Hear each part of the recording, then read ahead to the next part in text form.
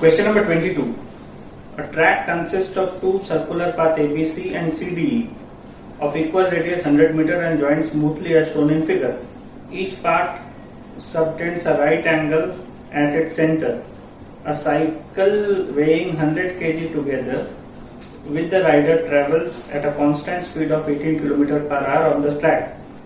Point number A, find the normal constant force by the road on the cycle when it is at point B and D. Point number B, find the force of friction exerted by the track on the tires. तो ठीक है, एक को लेकर के पहले करते हैं. तो सबसे पहले यहाँ पे जो डेटा गिवन है वो नोट किया हुआ है. डेटा है रेडियस 100 मीटर, मास 100 kg. तो स्पीड जो दिया 18 किलोमीटर पर आवर के कांस्टेंट स्पीड के साथ में चल रहा है. तो इसको मीटर पर सेकंड में पहले तो कन्वर्ट करते हैं. तो मीटर पर सेकंड में कन्वर्ट करने के लिए हम लोग इसको 5/18 से मल्टीप्लाई करते हैं. तो इज इक्वल टू 18 इंटू 5/18. देखो बी कितना आ रहा है 5 मीटर पर सेकेंड. अब ए पॉइंट पे पूछा गया है find the normal contact force by the road on the cycle when it is at B and D. जब कोई साइकिलिस्ट है एक यूनिफॉर्म वेलोसिटी के साथ यहां से चल रहा है, वो ए बी सी डी में होते हुए एक यूनिफॉर्म वेलोसिटी के साथ चल रहा है. डेटा उसका गिवन है कि रेडियस, ये जो सर्कुलर पाथ पे जा रहा है उसका रेडियस 100 मीटर है. क्या स्पीड के साथ चल रहा है 18 किलोमीटर पर आवर. तो इसको 18 इंटू 5/18 पे 5/18 से मल्टीप्लाई करके इसको मीटर पर सेकंड में कन्वर्ट कर लिया गया है. अब बोल रहा है कि पॉइंट बी पे और पॉइंट डी पे, इस दोनों पॉइंट पे यहां पे पूछ रहा है नॉर्मल का वैल्यू क्या होगा. ठीक है, तो नॉर्मल का वैल्यू हम लोग फाइंड आउट करते हैं. Find normal contact force. Normal contact force क्या होगा. तो पॉइंट बी पे अगर हम लोग बात करें यहां पे, तो पता है कि पॉइंट बी पे यहां पे नीचे काम कर रहा होगा मास इंटू ग्रेविटी. अगर नीचे मास इंटू ग्रेविटी कर रहा होगा तो डेफिनेटली ऊपर काम कर रहा होगा नॉर्मल रिएक्शन एन. अगर ये सर्कुलर पाथ पे है तो डेफिनेटली यहाँ पे एक बाहर की तरफ, अगर सेंटर इधर है सर्कल का, तो बाहर की तरफ में एक सेंट्रीफ्यूगल फोर्स भी काम कर रहा होगा. वो कितना कर रहा होगा mv²/r. इसका मतलब हम लोगों को समझ में आता है. इसका अगर इक्वेशन हम लोग लिखेंगे तो कैसे लिख सकते हैं n plus mv²/r is equal to mg. Fine, क्योंकि mg इसको बैलेंस कर रहे हैं, mg नीचे ऊपर की तरफ में दो फोर्स लग रहा है. तो यहां से हम लोग अगर नॉर्मल को सेपरेट करें तो हो जाएगा mg minus mv² divided by r. ये हो गया ए पॉइंट पे. अब वैल्यू पुट कर देते हैं. मास ऑलरेडी गिवन है 100 into 10 minus mass 100 into v² means 25 divided by radius है 100. ये 100 से 100 कैंसिल कर देते हैं. तो 1000 n is equal to 1000 minus 25. Therefore normal कितना होगा एट बी पॉइंट पे, कितना होगा 975 न्यूटन. ये हो गया नॉर्मल एट बी पॉइंट. इसका आंसर ये हो गया. अब सिमिलरली यहां पे बोला है नॉर्मल एट डी पॉइंट भी पता करने के लिए. और डी पॉइंट को अगर सॉल्व करें तो यहां पे नीचे लग रहा होगा मास mg, नॉर्मल रिएक्शन इधर काम कर रहा होगा n. अगर पाथ ये है, इसका सेंटर इधर है, अगर सर्कुलर पाथ है और सेंटर सर्कुलर पाथ का इधर है, तो हमेशा क्या करते हैं बाहर के डायरेक्शन में, सर्कुलर पाथ से बाहर के डायरेक्शन में काम करता है सेंट्रीफ्यूगल फोर्स. मतलब यहाँ mv²/r जो काम करेगा वो डाउनवर्ड काम करेगा. तो यहाँ हम लोग करते हैं नॉर्मल रिएक्शन क्या ऐसे कैसे बैलेंस होगा. n is equal to mv²/r plus mg. n is equal to mass 100 into 25/100 plus 100 into 10 mass है 100. इससे कैंसिल कर देते हैं तो 25 n is equal to 25 plus 1000. therefore n is equal to 1025 newton. ये हो गया answer. Point number B, find the force of friction exerted by the track on the tires when the cycle is at point B, C and D.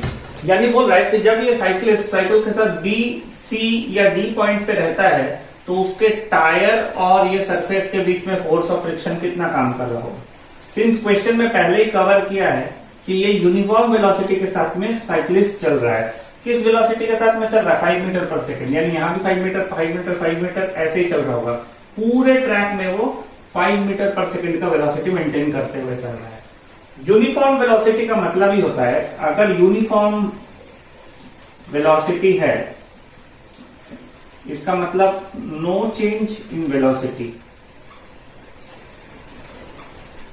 मतलब change नहीं हो रहा है, एक ही जैसा है, ना वो बढ़ रहा है ना घट रहा है, उसी को यूनिफॉर्म बोलते हैं। जब यूनिफॉर्म वेलोसिटी होगा यानी वेलोसिटी में कोई चेंज नहीं होगा तो इसका मतलब एक्सीलरेशन नहीं होगा, नो एक्सीलरेशन इसका मतलब, क्योंकि एक्सीलरेशन प्रोड्यूस होता है वेलोसिटी के चेंज होने से। अगर वेलोसिटी चेंज ही नहीं हो रहा है, यूनिफॉर्म वेलोसिटी से है, तो एक्सीलरेशन प्रोड्यूस नहीं होगा। जब एक्सीलरेशन प्रोड्यूस ही नहीं होगा तो फिर फोर्स ही प्रोड्यूस नहीं होगा। क्यों? Because force is equal to होता है मास इनटू एक्सीलरेशन। अगर एक्सीलरेशन का वैल्यू 0 है तो इसका मतलब फोर्स भी तो 0 हो जाएगा, क्योंकि एनीथिंग मल्टीप्लाइड बाय 0 इज 0। तो इसका मतलब है अगर फोर्स ही 0 है तो फ्रिक्शन कहां से होगा? तो at point B no friction, at point B friction 0 होगा, एट पॉइंट डी पे भी सेम होगा, यूनिफॉर्म वेलोसिटी से है फ्रिक्शन 0 होगा। सिर्फ यहां एट पॉइंट सी, ये जो पॉइंट है यहां पे फ्रिक्शन निकल सकता है, क्योंकि चूंकि ये डाउन है, डाउनवर्ड है, तो यहां पे कोई कंपोनेंट जरूर काम कर रहा होगा। तो डाउनवर्ड डायरेक्शन में कंपोनेंट कितना काम कर रहा है ये देख लेते हैं। पहले तो कर देंगे force of friction at point B and D is equal to 0। अब हम लोग लिखते हैं force of friction at point C. C point पे क्या हो रहा है? यहां अगर हम लोग देखते हैं, यहां पे अगर वो साइकिलिस्ट है, अगर वो साइकिल यहां पे है तो इस सिचुएशन पे इस पे क्या काम कर रहा होगा देखते हैं। अगर ये सर्कुलर पाथ है तो यहां पे डेफिनेटली काम यहां पे पहले तो mg आ रहा होगा, ऊपर जा रहा होगा नॉर्मल रिएक्शन n। अगर ये सर्कुलर पाथ है तो यहां अगर मान लो कि ये एंगल थीटा है तो ये एंगल भी थीटा होगा। ये अगर 90 डिग्री है तो ये 45 डिग्री होगा। यहां से अगर हम लोग देखेंगे तो ये 45 डिग्री हो जाएगा। इधर तो 90 डिग्री है तो डेफिनेटली ये 45 होगा, ये 45 होगा तो 180 डिग्री होगा। ये 90 है तो ये 45 ये 45 होगा। तो यहां पे हम लोग करते हैं सी पॉइंट पे इस एंगल को अगर 45 डिग्री ले लेते हैं तो यहां हो जाएगा mg cos 45 डिग्री और इधर हो जाएगा mg sin 45 डिग्री। डेफिनेटली होगा, इस डायरेक्शन में काम करेगा म्यू इंटू आर जो कि फ्रिक्शनल फोर्स है। और अगर ये सर्कुलर पाथ मेंटेन कर रहा है तो बाहर की तरफ एक फोर्स और कौन सा काम करेगा? mv स्क्वायर बाई आर, ये भी इस डायरेक्शन में ही काम करेगा। तो n plus mv square by R को mg cos थीटा बैलेंस करेगा, इसका जरूरत नहीं है। मतलब अगर हम लोग यहाँ पे समझे, अगर ये सर्कुलर पाथ है पॉइंट सी का, तो अगर यहाँ पे ये है तो सबसे पहले तो यहाँ लग जाना है normal reaction. Normal reaction suppose n, ये अगर सर्कुलर पाथ पे है तो डेफिनेटली यहाँ पे mv स्क्वायर बाई आर भी काम कर रहा होगा। ये अगर यहाँ पे mg लग रहा है और 45 डिग्री का एंगल बन रहा है तो ये हो जाएगा mg cos 45 डिग्री और ये जो है ये हो जाएगा mg sin 45 डिग्री और यहां हो जाएगा म्यू आर। इतना तो क्लियर है। अब हम लोगों को पता है इधर वाले फोर्स के साथ में इसका कोई रोल नहीं है। म्यू आर को बैलेंस कौन कर रहा है? सिर्फ mg sin 45 डिग्री कर रहा है। म्यू आर को यहाँ पे बैलेंस कर रहा है mg sin 45 डिग्री। तो यहाँ पे हम लोग लिखेंगे, इसका इक्वेशन लिखते हैं, mu R is equal to mg sin 45 degree. तो म्यू इंटू आर, आर का मतलब तो पता है कितना होता है? आर का मतलब mg होता है। तो यहां पे ले लेते हैं आर का वैल्यू 100 इंटू 10 इंटू 100 इंटू 10 या आर को हम लोग यहाँ पे mg cos 35 कर सकते हैं, बट उसकी जरूरत नहीं। Mu R is equal to mg sin 45 degree. तो म्यू आर का मतलब फ्रिक्शनल फोर्स तो म्यू आर ही आना है, तो इसका मतलब म्यू आर को ऐसे ही रखते हैं, फ्रिक्शन ही रखते हैं, इज इक्वल टू मास है 100 into g is 10 into sine 45 is 0, 1/2 1/√2 1/√2 is equal to 1000/√2। Therefore frictional force का वैल्यू आ जाएगा यहाँ पे 707 न्यूटन। ये हो जाएगा आंसर। अब पॉइंट नंबर सी देखते हैं इसका। Find the normal force between the road and the tyre just before and just after the cycle crosses C. ठीक है, तो यहां पे दो चीज पूछा जा रहा है, normal force between the road and the cycle just before and just after the cycle crosses C. C point जो है यहां पे, इससे पहले ये हो सकता है इस पोजीशन पे एक बार पूछ रहा है और सी पॉइंट को क्रॉस करने के बाद इस पॉइंट पे पूछ रहा है। यहां सी पॉइंट था, अब पूछ रहा है नॉर्मल फोर्स का value, normal at point before C and after C. तो देखते हैं, तो बिफोर सी का पहले ले लेते हैं, before point C, before crossing point C में क्या हो रहा है। अगर ये पॉइंट सी है, यहां से यहां तक हम लोगों को पता है, अगर ये पॉइंट सी है, हो सकता है साइकिल यहां पे हो। अगर साइकिल यहां पे हो तो डेफिनेटली यहां पे काम कर रहा होगा इसका नॉर्मल रिएक्शन एन, नीचे काम कर रहा होगा mg। इस पॉइंट पे सेंटर किधर है, इधर है, यानी सेंट्रीफ्यूगल फोर्स किधर काम करेगा, बाहर की तरफ, यानी यहां mv²/r। ये कर रहा है सेंट्रीफ्यूगल फोर्स काम।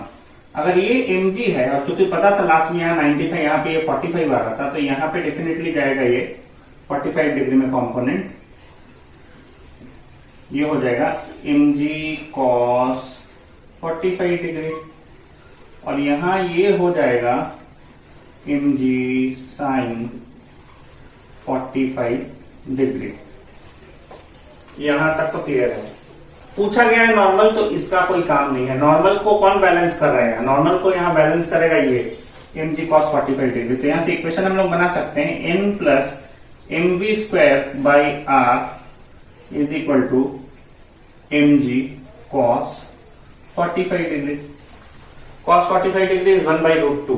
तो ठीक है, तो normal n is equal to mg cos 45 degree minus mv²/r is equal to mass कितना है 100 इंटू जी का वैल्यू है 10, तो 1000 into cos 45 is 1/√2 minus mv²/r 100 into v² means 25 divide by r is 100। ये और ये कट गया, 1000 डिवाइड बाई 1/√2 ये आएगा 707 माइनस ये जो वैल्यू है ये है 25।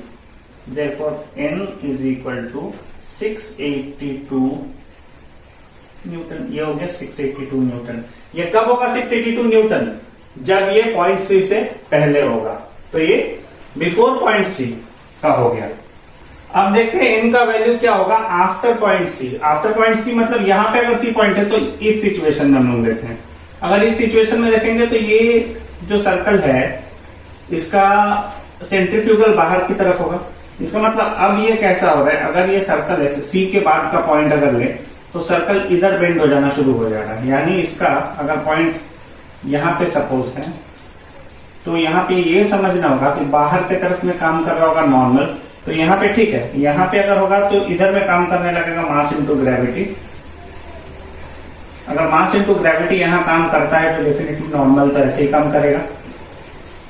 बाहर सर्कल से बाहर की तरफ में काम करेगा, एक तो काम कर रहा होगा, अगर ये एंगल यहाँ पे थीटा है तो यहाँ पे ये एंगल बन रहा होगा 45 डिग्री में, यहाँ पे हो रहा होगा mg cos 45 डिग्री, यहां लग रहा होगा mg sin 45 डिग्री, इधर लग रहा होगा फ्रिक्शनल फोर्स। F। यहां तक तो क्लियर। और अगर सेंटर इधर है तो बाहर की तरफ सेंट्रीफ्यूगल फोर्स भी कितना लग रहा होगा, mv²/r। बाहर की तरफ तो लगेगा ही अगर सर्कुलर मोशन में कोई जा रहा है तो यहाँ पे अगर नॉर्मल निकालना हो तो यहाँ पे नॉर्मल के लिए जो फॉर्मूला आ रहा है n = mg cos 45 degree plus mv²/r। mg cos 45 degree और mv²/r दोनों इधर काम कर रहे हैं, बाकी वो बाहर की तरफ में।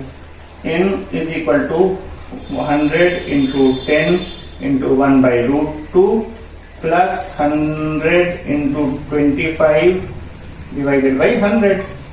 इससे तो ये कैंसिल हो जाएगा। 100 × 10 × 1/√2 का वैल्यू पहले पता है 707 प्लस यहाँ पे आ रहा है 25। तो n = इतना, देयरफॉर n = 2 न्यूटन। नॉर्मल का वैल्यू कितना आ रहा है 732 न्यूटन। कहाँ, यहाँ आ रहा है 732 न्यूटन और यहाँ आ रहा था 682 न्यूटन। मतलब नॉर्मल डिफरेंस होगा किसके चलते, उसके पाथ के चलते। और जब फोर्सेस को बैलेंस करेंगे तो यहाँ आंसर आएगा 732 न्यूटन।